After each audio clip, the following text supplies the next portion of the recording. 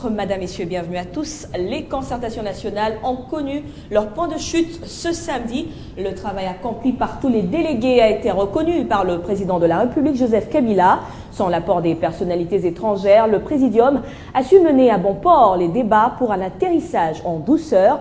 Dans son discours, Joseph Kabila a confirmé son esprit d'ouverture politique pour l'établissement de la cohésion nationale en évoquant la prise en compte de la minorité par la majorité dans la sphère politique. Crispin Chibasso. Fédérer toutes les énergies pour l'unité et la cohésion nationale, ce but a été atteint par le chef de l'État avec la convocation des assises des concertations nationales. Le rapport général des conclusions présentées par le coordonnateur du secrétariat technique, MENA, a été remis officiellement au président de la République, Joseph Kabila Kabange, ce samedi au Palais du Peuple par le Présidium. Toujours prêt à consacrer l'ouverture politique, c'est un discours rassembleur qui a été prononcé par le chef de l'État devant tous les délégués et la délégation du Conseil de sécurité. Face aux enjeux de l'heure, vous estimez qu'il ne faut pas sacrifier les impératifs de la pacification et du développement accéléré du pays sur l'autel d'une orthodoxie démocratique qui voudrait que la majorité tienne la minorité éloignée de la gestion de la chose publique. Sans l'apport des personnalités étrangères, les Congolais ont fait montre de la maturité politique en mettant en place une feuille de route en peu de temps dans un climat patriotique. Nous nous sommes ainsi montrés à la hauteur des enjeux présents et futurs. Et nous avons démenti de la plus belle manière le pronostic et prédictions de sceptiques et de porteurs de malheur. Respectueux du cadre institutionnel, le président de la République devra réunir le Parlement en congrès pour la mise en place des mécanismes de l'exécution des recommandations des concertations nationales. Les rideaux de ce forum national sont donc tombés. Il faut souligner que 800 personnes venues de toutes les couches sociopolitiques du pays ont participé à ces assises. Nous vous proposons quelques réactions des délégués. Ils sont au micro de Mathieu Kamango. On annonce aussi un attachement au chef de l'État, aux réformes, parce que le congrès dont il sera le principal acteur va certainement annoncer des innovations et des propositions qui sont de nature à rassurer la cohésion nationale, mais aussi le développement de ces pays. Je vais commencer par exprimer toute ma gratitude au président de la République qui vient d'offrir aux Congolais et aux Congolaises une grande opportunité d'échanger en toute liberté pour mettre en place des voies et moyens susceptibles de consolider la cohésion nationale. Et il vient de reconfirmer ce qu'il avait dit, qu'il n'y avait pas un Congo pour l'opposition et un Congo pour la majorité. Et ces concertations que lui-même a convoquées avec beaucoup de courage politique, et que c'est la première fois depuis l'indépendance que les Congolais se sont rencontrés eux-mêmes, ils ont discuté entre eux-mêmes, sans intermédiaire étranger. C'est une première dans l'histoire du pays. Il faut d'abord reconnaître que les recommandations sont restées pertinentes dans tous les 5 ateliers. Et j'ai été personnellement impressionné par la constance du chef de l'État.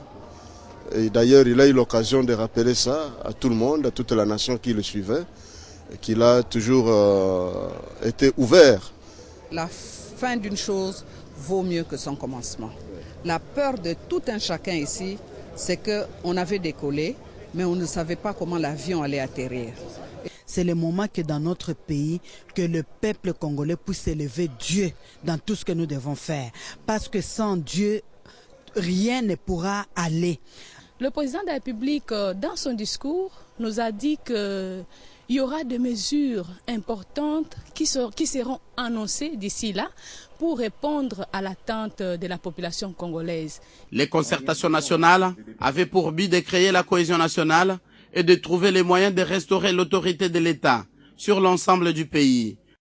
Une présence remarquée à la clôture de ce forum, c'est celle de la délégation du Conseil de sécurité des Nations Unies qui séjourne à Kinshasa depuis vendredi. Et juste après cette cérémonie, les membres de cette délégation ont échangé avec le président de l'Assemblée nationale, Aubin Minakou. Au menu des échanges, la crise dans l'Est de la RDC et la production législative.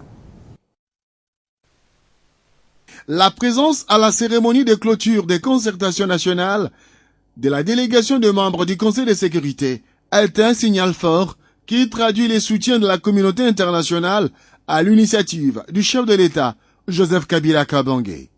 Après la cérémonie officielle, cette délégation a été reçue en audience par le président de l'Assemblée nationale, Aubin Minakou Njala Njooko, accompagné de membres du bureau de l'Assemblée nationale. Signateur des accords d'Addis Abeba, la RDC respecte ses engagements vis-à-vis des partenaires.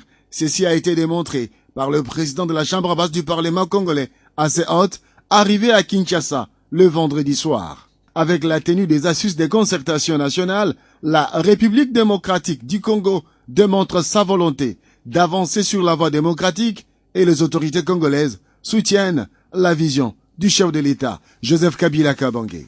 Après Kinshasa, la délégation de membres du Conseil de sécurité des Nations Unies vont se rendre à Goma. Après les chefs-lieux de la province du Nord Kivu, elles devront se rendre au Rwanda et en Ouganda. C'est là pour veiller à la mise en œuvre des accords d'Addis Abeba signés en présence du secrétaire général des Nations Unies, Ban Ki-moon.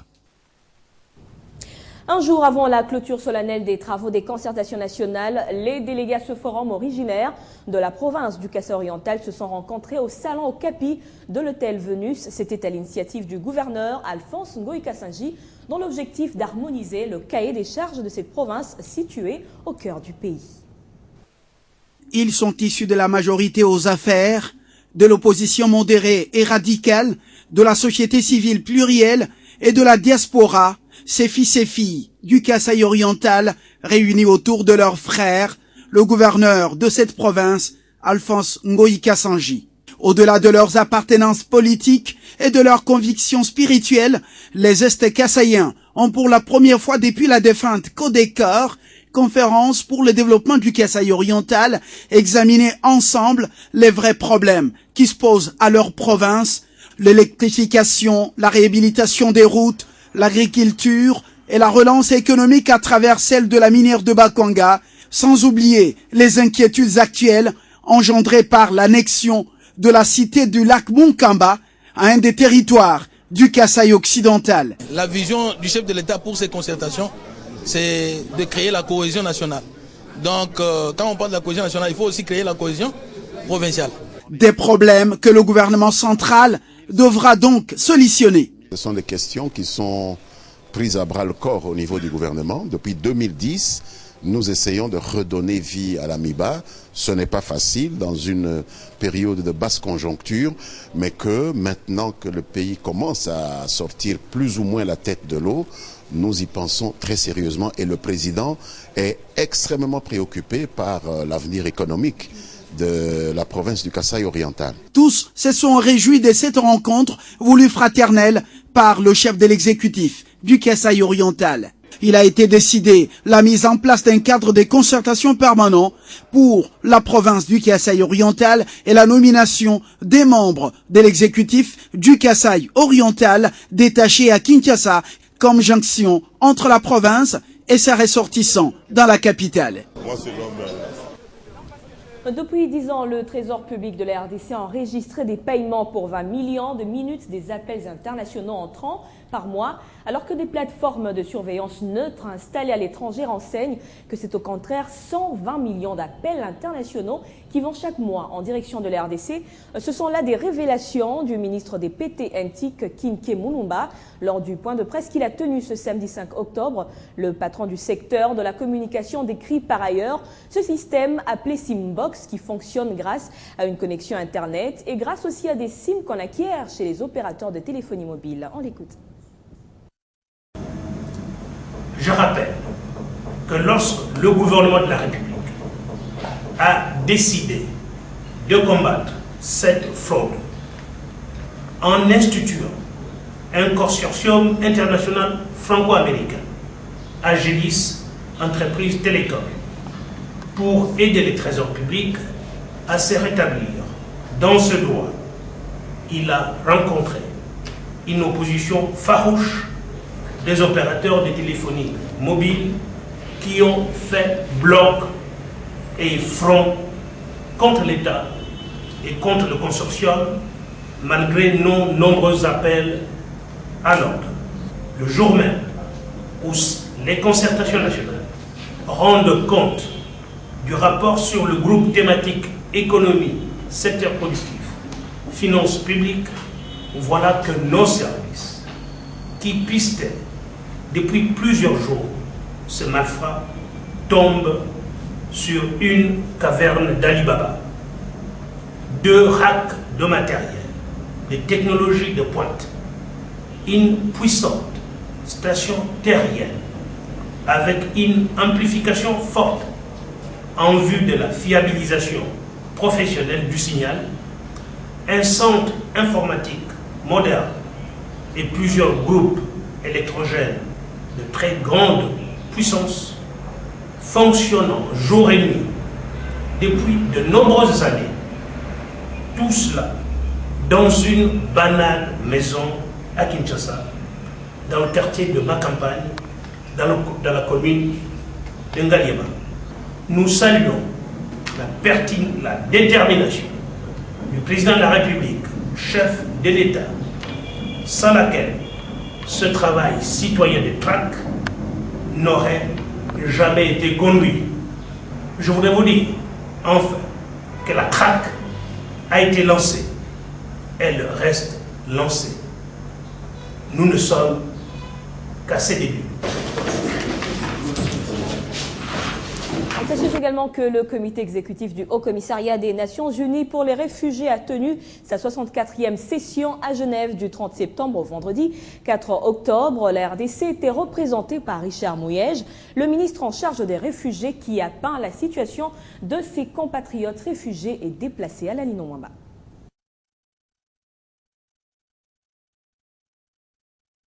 Permettra au gouvernement d'assurer les rapatriements. À cette rencontre, les premières journées ont été exceptionnellement et fort heureusement consacrées à un débat à haut niveau sur la solidarité et le partage de la charge avec les pays accueillant les réfugiés syriens.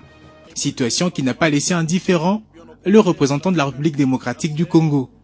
La République démocratique du Congo est à cet égard solidaire des préoccupations communes exprimées par les participants.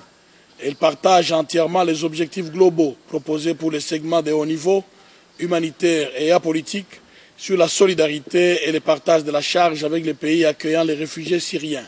Après 2 ans de conflit, la situation syrienne demeure désastreuse. Des familles ont été déchirées, des communautés ruinées, des écoles et des hôpitaux détruits. La crise a conduit plus de 1,8 million de réfugiés syriens dans le pays voisin, avec des milliers d'autres qui affluent chaque jour et traversent les frontières syriennes. Environ 50% de ces réfugiés sont des enfants. Et à travers le monde, précisément en Afrique, la République démocratique du Congo également, dont la partie Est est victime d'une agression rwandaise, enregistre un nombre élevé de réfugiés. Les mouvements migratoires qui se sont déroulés à l'Est de notre pays sont à l'origine des tensions économiques, sociales, politiques et environnementales dans la région des Grands Lacs d'Afrique, en ayant des implications négatives sur le plan sécuritaire dans la partie orientale de mon pays. Aux dernières statistiques, plus de 240 000 Congolais ont trouvé refuge en Ouganda depuis début 2012. Les derniers Congolais, plus de 6 000, sont arrivés dans ce pays en juillet dernier en provenance de la localité de Kamango dans le Nord Kivu. Selon le représentant du HCR, ils ont fui l'insécurité qui sévit dans cette province suite à l'agression du Rwanda via la rébellion du M23. La mission de revue à mi-parcours du projet d'appui au développement de l'agroforesterie communautaire organisé en République démocratique du Congo par la Banque africaine du développement s'est clôturée ce samedi 5 octobre à Kinshasa. C'était au cours d'une réunion autour du ministre de l'Environnement que le chef de ce projet en mission d'inspection en RDC a fait la restitution du travail abattu depuis le 23 septembre dernier.